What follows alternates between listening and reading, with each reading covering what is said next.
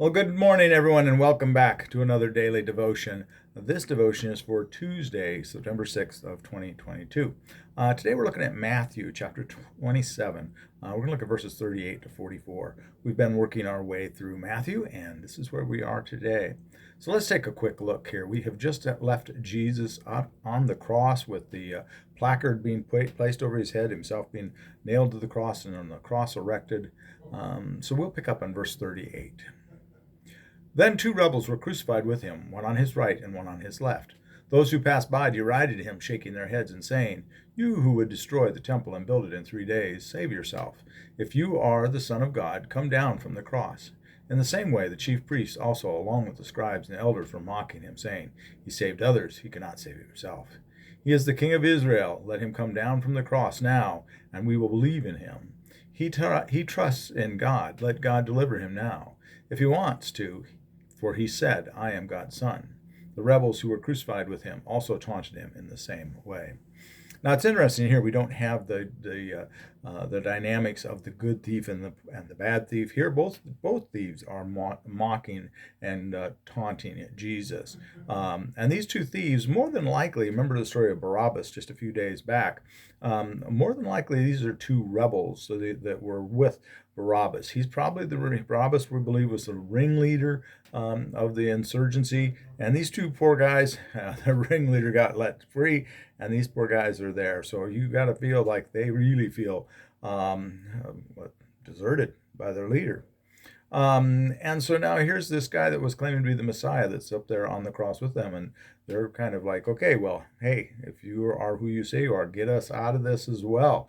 But we're all guilty of this, and they're all doing this. They're putting God on, making him into a performer, wanting God to do this, that, or the other thing for us in this, that, or the other fashion. And if he doesn't do it, we get upset and we turn our back on God. And that's what's happening here, very much so. They have a preconceived notion of what God's supposed to do when he comes into this world. And we've talked about that before. They thought he would come in as a conquering king and slay the Romans, or whoever the oppressors of the time would have been. It would have been the Babylonians, at another time in history. But here, God's doing God's way, and we get impatient as human beings, and it's far too often. I think I mentioned that the other day. That's too often is why we turn our back. I think maybe I mentioned that in the sermon on Sunday. Too often that's why we turn our back on God, is because God's not doing things the way we want him to do it. We don't understand why he did this or that, or why he allowed this or that.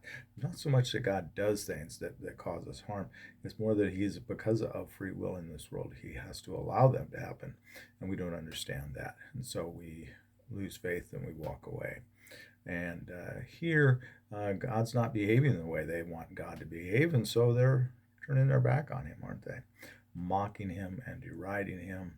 And in some ways, too, perhaps they are trying to get themselves in good with the Romans, because the Romans, if he's actually causing some insurgency and some disruption of the Pax Romana, the peace of Rome.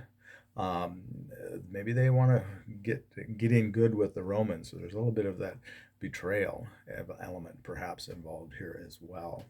So that's all I've got for you on this one today. Quick one today, this day after Labor Day. And I'm actually recording this on Tuesday morning. So tomorrow's video, I will have the same outfit on. So don't get worried. Roy slept in his clothes. But we're just going to tackle two verses next. So we'll pick up on that this afternoon when I record that video. Come back tomorrow and take a listen. All right. With that, please have a blessed day. And please, as I always say, be a blessing to someone today. We'll see y'all later. Bye-bye.